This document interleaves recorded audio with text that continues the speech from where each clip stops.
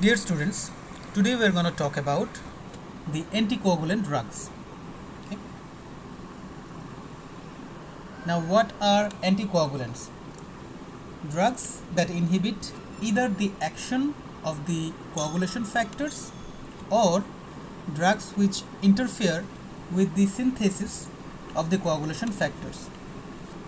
These drugs are called anticoagulants. Okay. So let's look at the types of anticoagulants.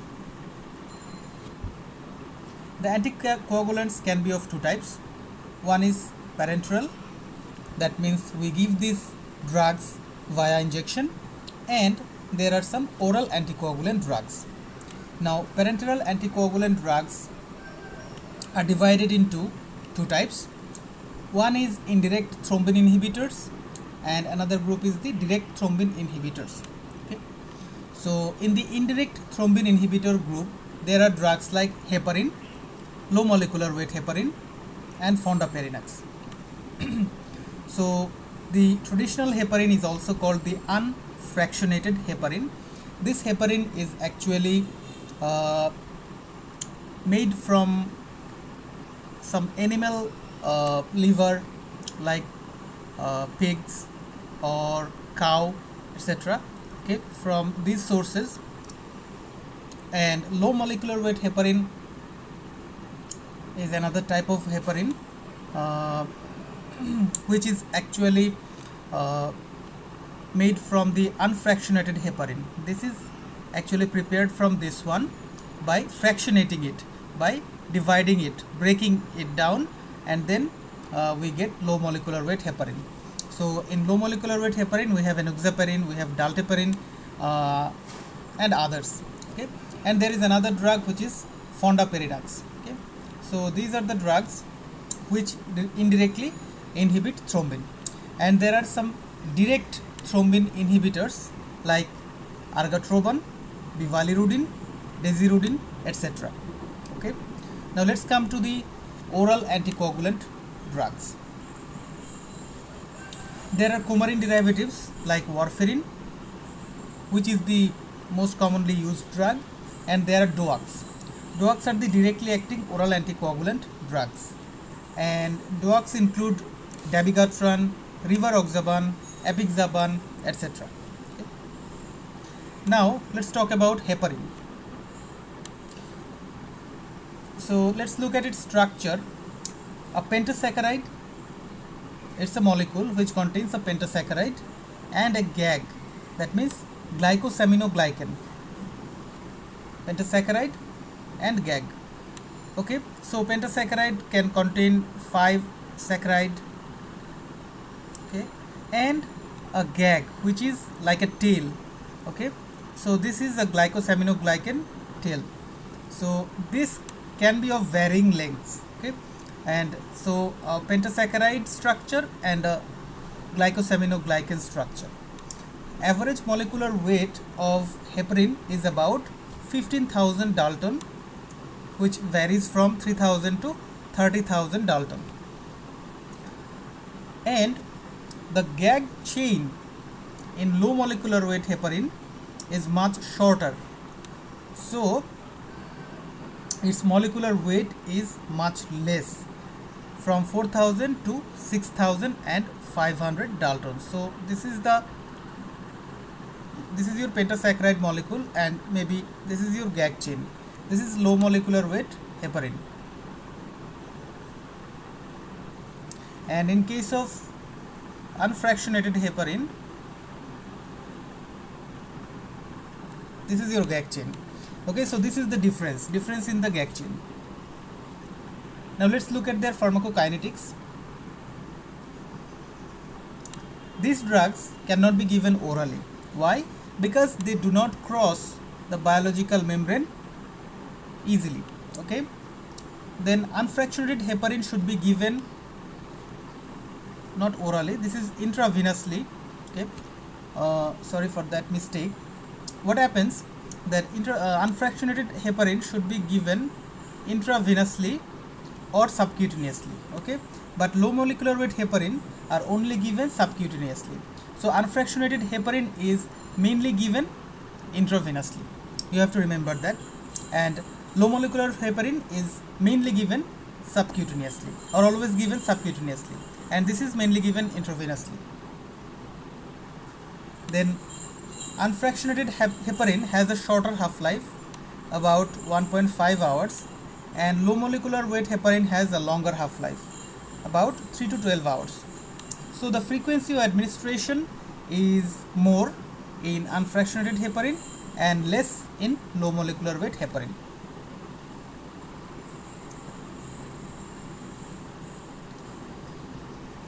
Now let's come to their mechanism of action, how these drugs act.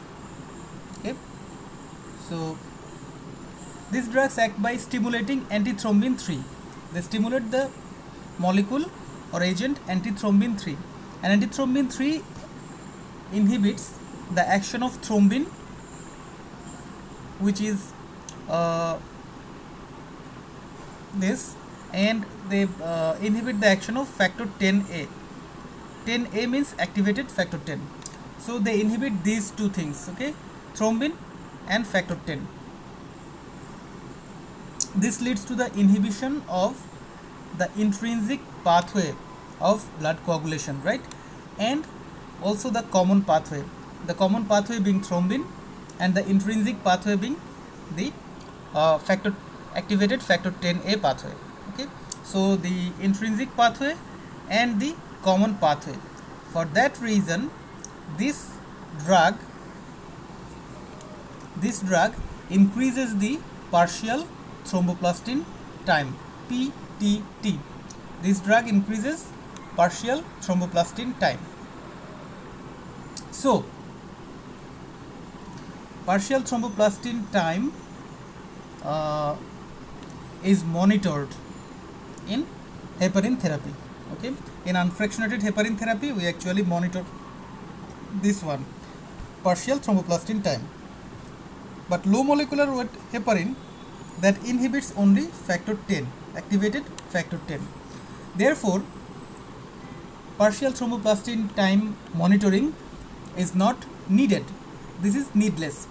Okay, we do not need to monitor this thing, activated partial thromboplastin time, and we do not need to monitor anything at all in normal cases. But in some cases, some specific cases, we may need to monitor factor 10A level, such as in renal impairment, pregnancy, obesity, etc. Okay, now let's look at their indications. The indications of heparin and low molecular weight heparin, unfractionated and low molecular weight heparin, the indications are almost same. There are no difference. Okay, you can give anyone. Okay, now treatment of venous thromboembolism. If you want to treat venous thromboembolism, you have to give these drugs like DVT and pulmonary embolism, deep vein thrombosis and pulmonary embolism. So what does it do? The heparin, it limits the expansion of thrombi by preventing fibrin formation. Okay, so they limit the expansion of thrombi by preventing fibrin formation. That is their primary action. And then we can give these drugs for prevention of thromboembolism before and after surgery, after myocardial infarction. Okay, what do they do here? That is, they reduce the size of emboli, okay, from mural thrombi and the risk of venous thromboembolism. So mural thrombi means when there is development of thrombi within the cardiac chambers. Okay, so they prevent these mural thrombi to get bigger. Okay, and therefore dislodge of these thrombi to become an emboli. Okay, they prevent that emboli formation from mural thrombi, and also they reduce the risk of thromboembolism. Okay, and we can use these drugs in unstable angina. Then in patients who are undergoing coronary angioplasty, in case of coronary angioplasty there is high chance of thromboembolism, so we can give these drugs and in case of atrial fibrillation. So in case of atrial fibrillation, there is stasis of blood within the atria. Okay, so suppose in this atrium, so the in atrial fibrillation, the atrial rate is very high. Actually the atria is not contracting. For that reason there is stasis of blood, and that might lead to thromboembolism. Okay, so in case of atrial fibrillation, we give these drugs to prevent thromboembolism, okay, developing from stasis. Now let's come to monitoring of these drugs.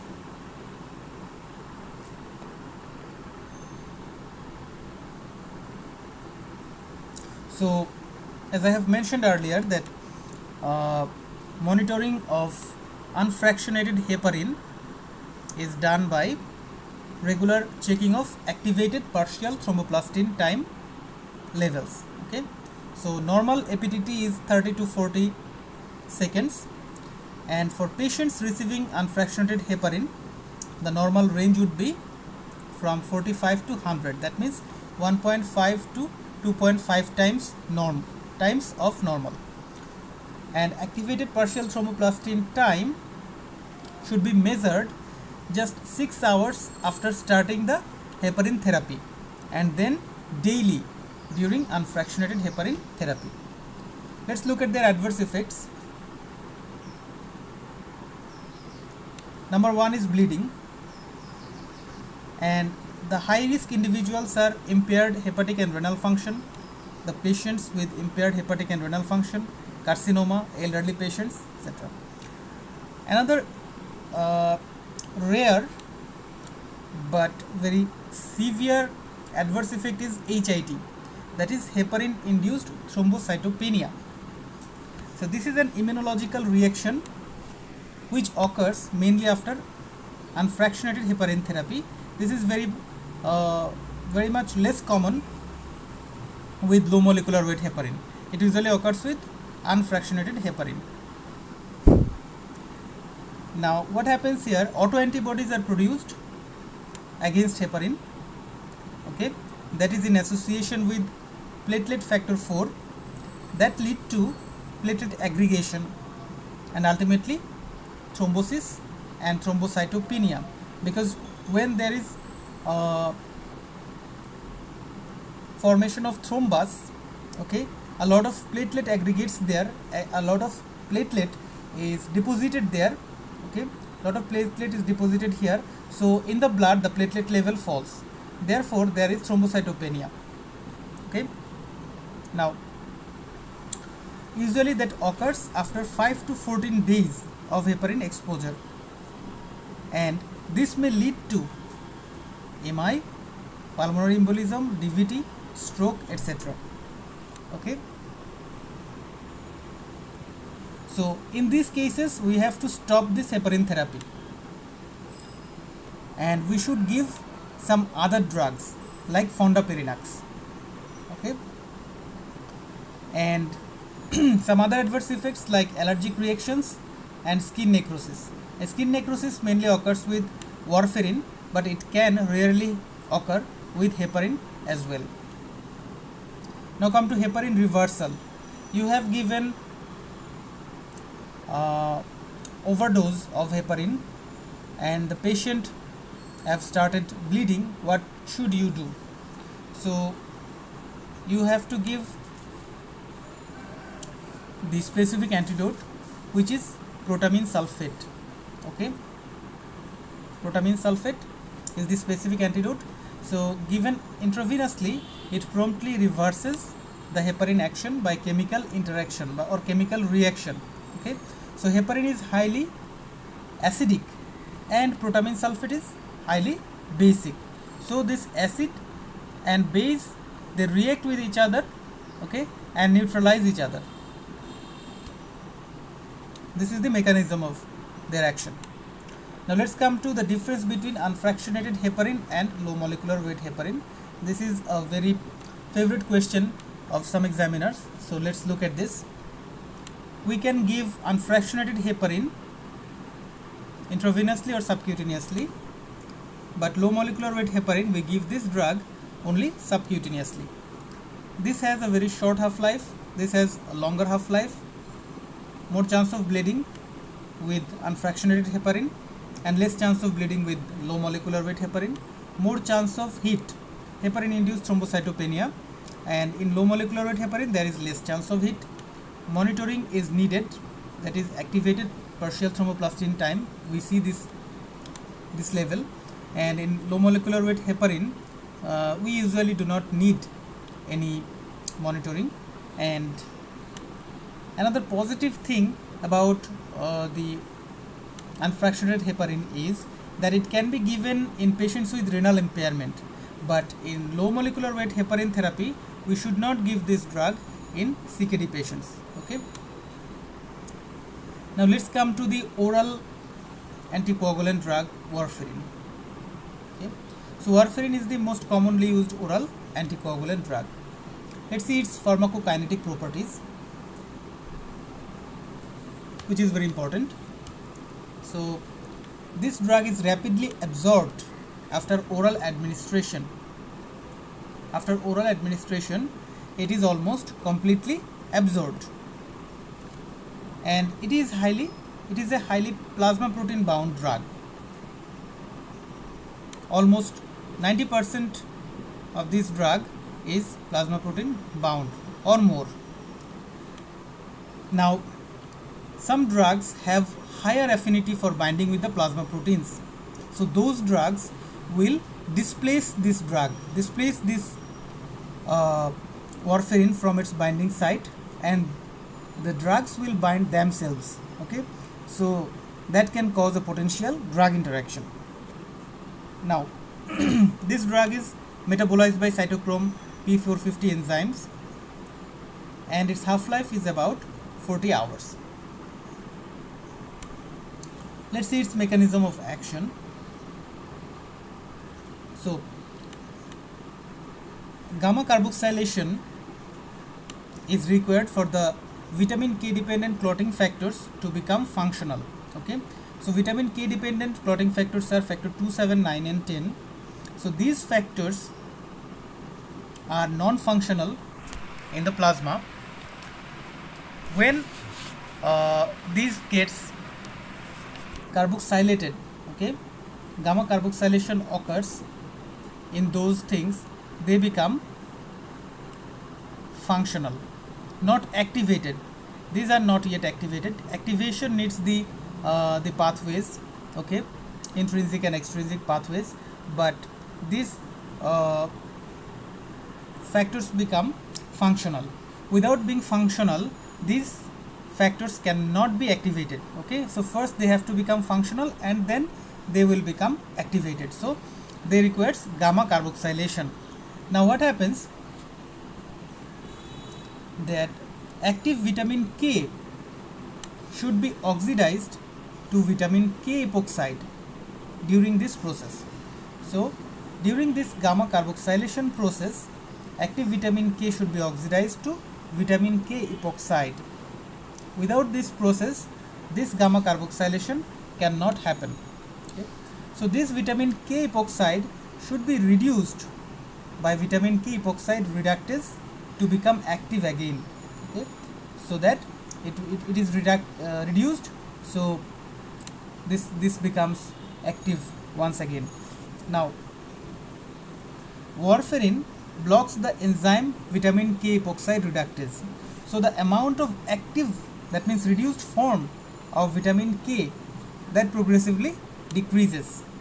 Okay, and this leads to decrease in the levels of factor 2, 7, 9 and 10. Synthesis of these factors become diminished. Okay, so and they also inhibit the natural anticoagulants protein C and protein S. So they are doing two opposing things. That may be that may sound like a paradox. What happens? They reduce the synthesis of coagulation factors, that is 2, 7, 9, 10, but they also inhibit the natural anticoagulant factor protein C and protein S. Okay, so if you inhibit these things, protein C and protein S, this will lead to hypercoagulability. Okay, instead of anticoagulation, this will cause hypercoagulation. As the function of these things are delayed, okay, so anticoagulation by inhibiting these things is delayed, but inhibiting these molecules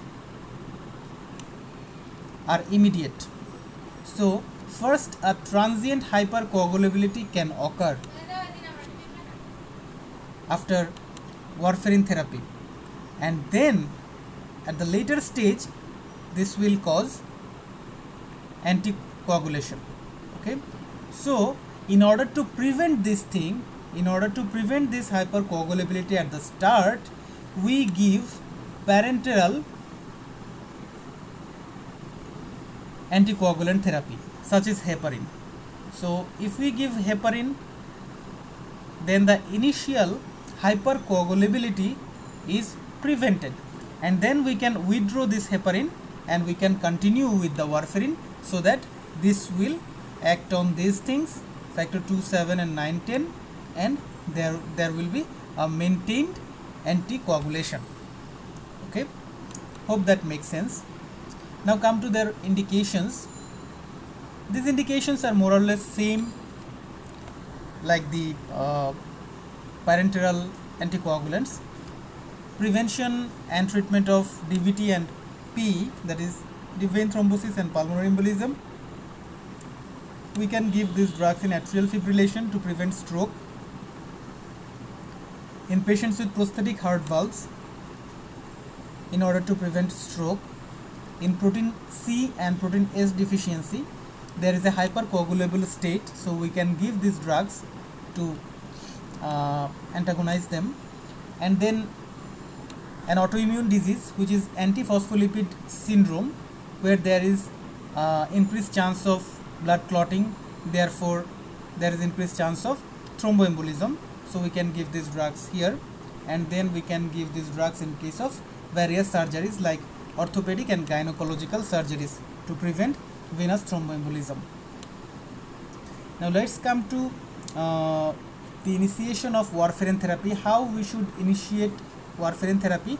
As I have explained already, that the therapeutic anticoagulant effects of warfarin develops after 4 to 5 days. Why?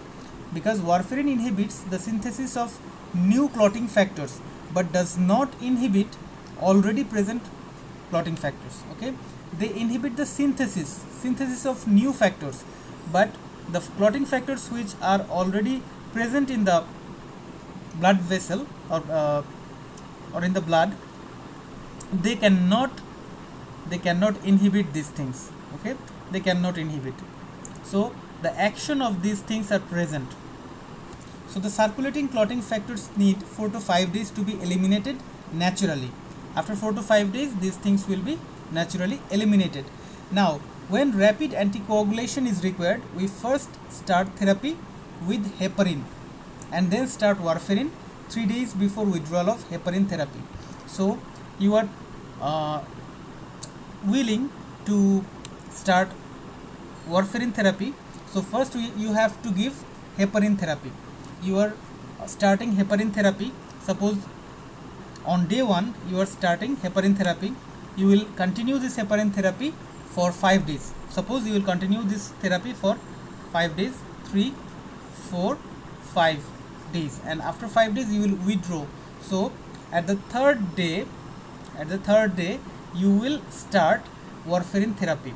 On the third day you will start warfarin therapy, so that warfarin action will be started actually at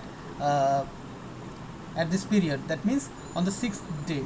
So 1, 2, 3. From third day it will start its action after 72 hours, right? So in this way we actually give warfarin therapy. Let's look at the adverse effects.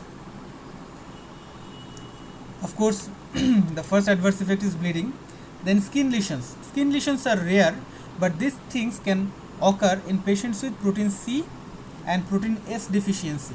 Okay. Then purple toe syndrome, a very rare condition. Okay, painful blue tinge discoloration of the toe caused by cholesterol emboli from plaques. And if you give this drug to a pregnant woman, especially in the first trimester, that can lead to teratogenicity.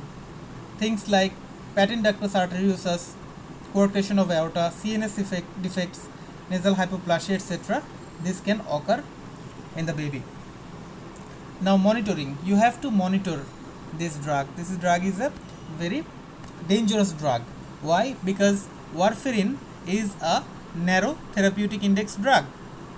So you have to monitor this drug. So warfarin therapy is monitored by INR.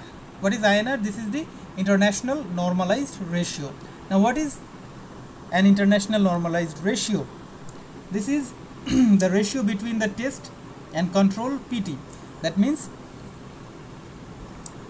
a patient who is undergoing warfarin therapy, his prothrombin time, okay, divided by a control prothrombin time, a normal person's prothrombin time. Suppose a normal person's prothrombin time is 11 seconds and a patient who is getting warfarin therapy, his prothrombin time is 22. So the INR will be 2, right? So as warfarin blocks the extrinsic and common pathway of coagulation, so it increases the prothrombin time. Normal INR is 0.8 to 1.2. For patients who are undergoing warfarin therapy, their target INR is from 2 to 3. Now let's see the reversal of anticoagulation. How should you reverse if you have given a high dose of warfarin? So first of all, you have to stop the drug.